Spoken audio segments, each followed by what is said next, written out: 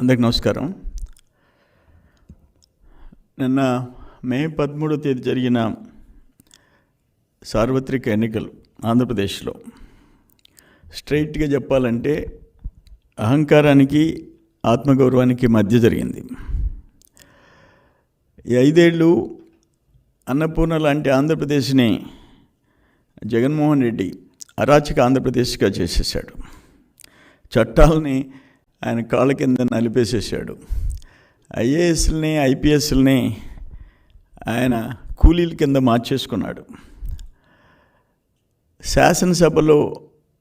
నిండు శాసనసభలో రాష్ట్ర ప్రజలు ఎన్నుకున్న చట్టసభలో శాసనసభ్యులు అందరు కలిసి ఏవైతే బడ్జెట్ సెషన్స్లో నిర్ణయాలు తీసుకుంటారో, అలొకేషన్స్ చేస్తారో వాటన్నిటినీ చెత్తపుట్ల వేసాడు. ఒక చట్టసభ నిర్ణయాలకి విలువ లేదు, వ్యవస్థలకి విలువ లేదు, ప్రజాస్వామ్యానికే గొడ్డలు పెట్టు. ఇప్పుడు లాంగ్ టైం బ్యాక్ బీహార్ రాష్ట్రం 2-3 దశాబ్దాల క్రితం బీహార్ రాష్ట్రం ఎట్టుండిందో ఆ పరిస్థితి ఈరోజు వచ్చింది ఆంధ్రప్రదేశ్కి. ఆంధ్రప్రదేశ్ అంటే అన్నపూర్ణ లాంటి ఆంధ్రప్రదేశ్, ఈరోజు అరాచక ఆంధ్రప్రదేశ్. ఆంధ్రప్రదేశ్ అంటే ఇతర రాష్ట్రాల్లో గౌరవం. గతంలో ఎంతమంది చీఫ్ మినిస్టర్స్ ఉన్నా ఇటువంటి పరిస్థితి లేదు. ఇప్పుడు బయట రాష్ట్రాల్లో, బయట దేశాల్లో ఆంధ్రప్రదేశ్ అంటే తలదించుకోవాల్సిన పరిస్థితి చేశారు. ఇప్పుడు ఇక్కడ ఎందుకు ఎలక్షన్ అయిన తర్వాత ఎందుకు అంత ఫ్రస్ట్రేషన్ మీకు? ఈ దాడులేంటి, ఈ దుర్మార్గాలు ఏంటి? ఆఖరన ఎలక్షన్ కమిషన్ డీజీపీని, చీఫ్ సెక్రటరీని పిలిచి మందలించాల్సిన పోస్ట్ ఎలక్షన్స్ దాడుల మీద ఇటువంటిది ఎప్పుడన్నా చరిత్రలో జరిగిందా? ఏ రాష్ట్రంలో అయినా జరిగిందా? మీ మీద వ్యతిరేకత కట్టలు తెంచుకొని 5 సంవత్సరాలు సప్రెషన్లో పెట్టారు, గొంతెత్తనీయకుండా అరాచకాలు చేశారు. మీరు, మీ ఎమ్మెల్యేలు, మీ మంత్రులు, వాళ్ళు వెనకుండే గూండాలు ఈరోజు కట్టలు తెంచుకొని వచ్చి ఓట్లేశారు. దాన్ని కూడా వచ్చుకోలేకుండా మీ షాడో ఛానల్ ఆయన సీఈఓనా, ఆయన మేనేజింగ్ డైరెక్టరా, పార్ట్నరో తెలియదు. ఆయన ఆడ పోలింగ్ అయిపోతుంది, సాయంత్రం టీవీలో ఆయన అట్టి చెప్తాడు 100 సీట్లు టచ్ అయిపోయింది, జగన్మోహన్ రెడ్డికి ఆడవాళ్ళు ఓట్లు వేసేసారు, మహిళలు ఓట్లు వేసేసారు, అవ్వతాతలు ఓట్లు వేసేసారు, అందుకని 100 దాటిపోయినాయి. ఎగ్జిట్ పోల్లు సేమ్ డే చెప్తావా? Is it not violation of election code? ఎన్నికల కోడ్ వైలేషన్ కాదా? నీకేమైనా సపరేట్ చట్టం ఉందా? ఆయనకి నాకు ఛానల్స్ లేవు, డబ్బులు లేవు, ఇవన్నీ నీ ఛానల్స్ కదా? సాక్షి షాడో ఛానల్స్ కాదా? ఎవరికి తెలియదు అది? నువ్వు అది పేమెంటా లేకపోతే ప్రేమలు లేవు, పేమెంటే కదా. ఎన్ని వేల కోట్లు తగలబెట్టారు మీరు ఇక్కడి నుంచి ఢిల్లీ ఛానల్స్ దాకా? ఎవరికి తెలియదు జగన్మోహన్ రెడ్డి సంగతి? అల్టిమేట్గా నేనేమంటానంటే, ఇప్పుడు ఆడ దాడులు జరుగుతుంటే, దుర్మార్గంగా దాడులు జరుగుతుంటే మీరు వచ్చి ప్రతి దాడులు ఒకరి మీద ఒకరు అని మాట్లాడతారా? అంటే ఇప్పుడు జూన్ 4th తర్వాత గాంధీ మహాత్ములు ఉన్నారా? మీరు ఒక చెంప మీద కొడితే 2వ చెంప మీద కొట్టండి అని చెప్పేదానికి ఇక్కడ నాకు చూసామా ఇటువంటి పరిస్థితి? ఇది యూత్ ఏముంది, ఆడవాళ్ళు, వాళ్ళ తల్లులు, పెన్షనర్సు. ఒక యువకుడు హైదరాబాద్ నుంచో, బెంగళూరు నుంచో, అమెరికా నుంచో, చెన్నై నుంచో వచ్చి పట్టుదలగా ఓటేసిపోయినాడంటే సెలవు పెట్టి వాళ్ళ అవ్వతాతలను వదిలిపెడతాడా? వాళ్ళ అమ్మ నాయనలు వదిలిపెడతాడా? ఆ కుటుంబాన్ని ఓటేయనీయకుండా ఎడ్యుకేటెడ్, అవేర్నెస్ ఉండేవాడు. రాష్ట్ర భవిష్యత్తు ఎవరి చేతిలో ఉంటే రాష్ట్ర భవిష్యత్తు ఉంటుంది.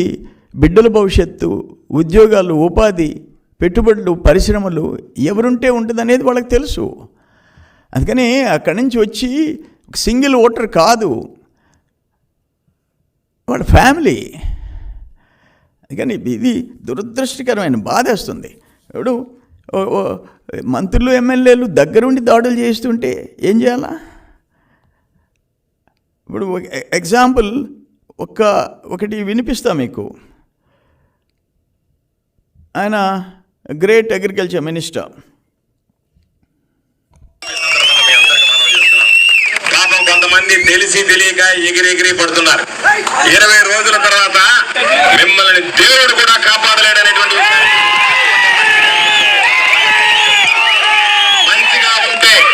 మంచిగా ఉంటే ఎంత మంచిగా ఉంటారో మీరు ఒకవేళ ఎవరన్నా ముచ్చట పడుతున్నారేమో,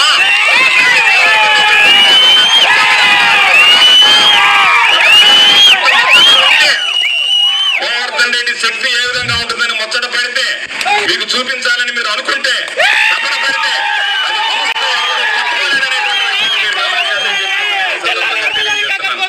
మంచిగా ఎంత మంచిగా ఉంటారో చెడు తిరిగితే నేను ఏడడం మొదలు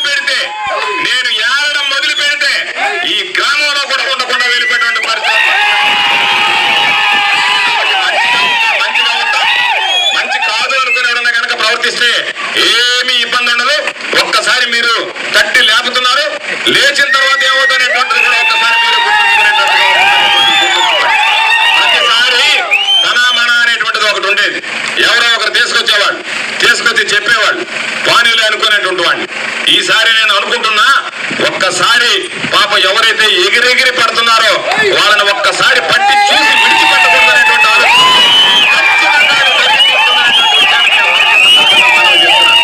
మీ అందరికీ నేను చెప్పేది. ఈరోజు ఈ ప్రాంతాలకు సంబంధించిన సంబంధం లేనటువంటి వాడు రేపు ఇక్కడ ఉండేటువంటి వాడు ఒకడు బెంగళూరుకు పారిపోతాడు, ఇంకొకడు హైదరాబాద్కు పారిపోతాడు. మీరు కాబట్టి మిర్రి పడ్డం అనేటువంటిది పెద్ద పని కాదు నాయనా. కాస్త నేల విడిచి సాము చేయకుండా నేల మీద ఉండి సాము చేయడం అలవాటు చేసుకోండి. ఆయన ఇచ్చిన వార్నింగ్ 20 రోజుల తర్వాత తెలుగుదేశం వాళ్ళు ఎవరు స్థానికంగా ఉండలేరంట, బతకలేరంట. ఏంటిది? డెమోక్రసీ సచ్చిందా ఆంధ్రప్రదేశ్లో? ఏమనుకుంటున్నారు మీరు? అన్ఫార్చునేట్.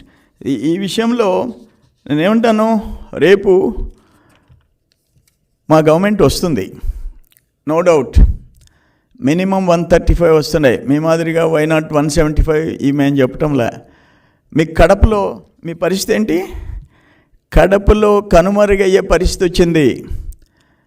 నేనేం చెప్పాడు జగన్మోహన్ రెడ్డి, కడప సిటీలో మా అంజాద్ బాషా తప్పులుంటే మన్నించండి, నన్ను చూసి ఓటేయండి అని చెప్పుకోవాల్సి వచ్చింది ఒక డిప్యూటీ సీఎం కాన్స్టిట్యున్సీలో. మీ చెల్లెళ్ళు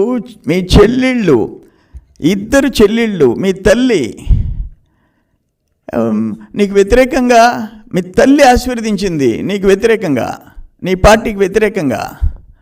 ఇంకా అంతకంటే ఇంకేం కావాలా? కానీ కడపలో నీ సంగతి చూసుకో, మిగతా పడలే. కడప పార్లమెంట్లో మాకు మెజారిటీ సీట్లు వస్తున్నాయి. కడప పార్లమెంట్లో నెల్లూరు జిల్లాలో చెప్తుండా, ఉమ్మడి నెల్లూరు జిల్లాలో 10కి 10 వస్తున్నాయి. 10కి 10. ఎక్కడ మీరు గెలిచేది? మీరు దాడులు చేసేది 20 రోజుల తర్వాత మమ్మల్ని ధర్మేసేది ఇంపాసిబుల్.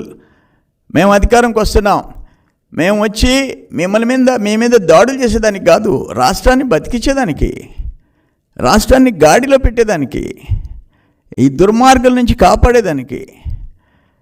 మేము కూడా 40 years నుంచి రాజకీయాలు చూస్తున్నాం. కాంగ్రెస్లో చూసాము, తెలుగుదేశం చూసాము. ఏంటి ఇది దుర్మార్గం? ఏంది మీకు? అసలు ఆ మనిషికి ఉండాల్సిన గుణాలు లేవా? నీకు ఇక్కడ హృదయం లేదా? మనుషుల్ని సస్తా ఉంటే నువ్వు హ్యాపీగా ప్యాలెస్లో కూర్చొని ఎంజాయ్ చేస్తున్నావా? మీరు చీఫ్ మినిస్టర్కి ఉండాల్సిన గుణాలు నీకున్నాయా? కానీ మాకు కడుపు మండిపోతుంది. ఇప్పుడు సర్వేపల్లిలో ఎంతమందిని బయట నుంచి గూండాలను తీసుకొచ్చి తరిమి కొడతా ఉంటే పోలీసులు వచ్చేసి మేనమేషాలు లెక్క పెట్టుకుంటున్నారు. ప్రతి కాన్స్టిట్యున్సీలో ఎక్కడ ప్రశాంతంగా ఉంది వాతావరణం? కానీ ఫైనల్గా నేను చెప్పేది ఏంటంటే, కంట్రోల్లో ఉండండి. ఇంకో 17 రోజులు ఉంది కౌంటింగ్. ఒళ్ళు దగ్గర పెట్టుకొని ఉండండి, ఒళ్ళు దగ్గర పెట్టుకోండి. ఎమ్మెల్యేలు మంత్రులు అందరికీ చెప్తుండా, తమాషాలు కాదు. మేము మడిగట్టుకొని ఈ చెంప మీద కొడితే ఈ చెంప మీద కొట్టే దాన్ని కొట్టమని దానికి మేము గాంధీ మహాత్ములు కాదు. డెమోక్రటిక్ సిస్టంలో ఎలక్షన్స్ జరుగుతాయి, గెలుస్తాం, ఓడుతాం, ప్రతిపక్షం, అధికార పక్షం, అంత మాత్రాన కొమ్ములు వస్తాయా మీకు?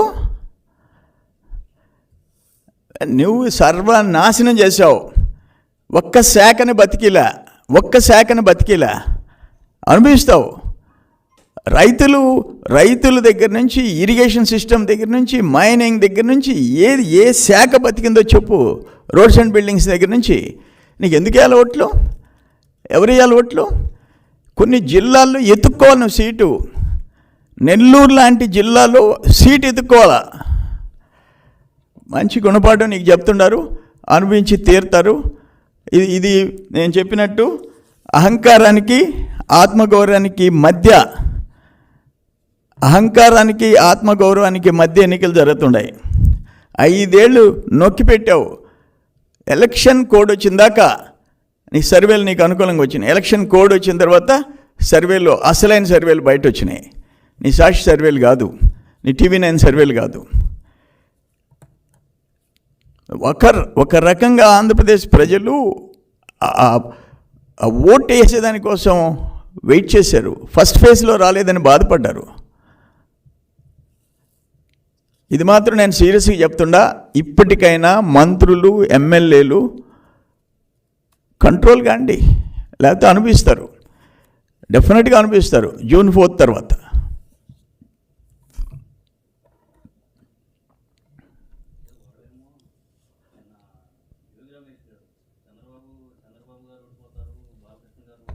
పెద్దగా చెప్పా.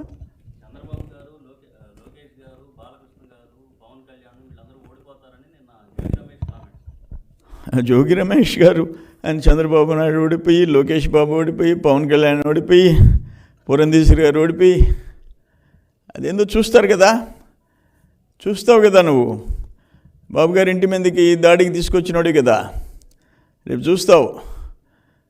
వల్లభనేని వంశీ దగ్గర నుంచి అందరికీ ప్రజలు బుద్ధి చెప్తారు. వెయిట్ చేస్తున్నారు. జూన్ 4 దాకా వెయిట్ చేయండి.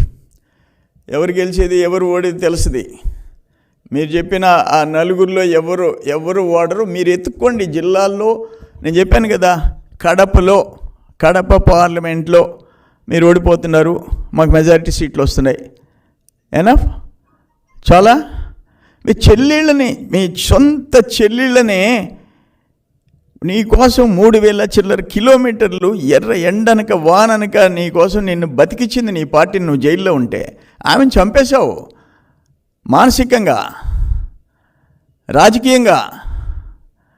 ఎవడెవడో కంపెనీలోకి ఇచ్చావు, రిలయన్స్లకి రాజ్యసభ. ఒక రాజ్యసభ నీ చెల్లెలకి షర్మిలమ్మకి ఇలాకపోయినావు. నీ మనస్తత్వం అది. మీ తల్లిని విశాఖపట్నంలో పెట్టి ఓడిపోతే మళ్ళీ ఆమెకు గౌరవంగా ఒక రాజ్యసభ ఇలాకపోయినావు. ఎందుకు పెట్టావు? ఫస్ట్ నువ్వు బతికిన దాకా తల్లి కావాలా, చెల్లి కావాలా? నువ్వు రాజకీయంగా అడ్డంగా బలిసిపోయిన తర్వాత ఆర్థికంగా వాళ్ళు పడలే. అది నీ తత్వం. అందుకని వీటన్నిటికీ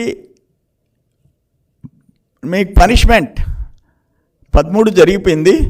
జూన్ 4 తెలిసిపోద్ది. ఓకే అమ్మా.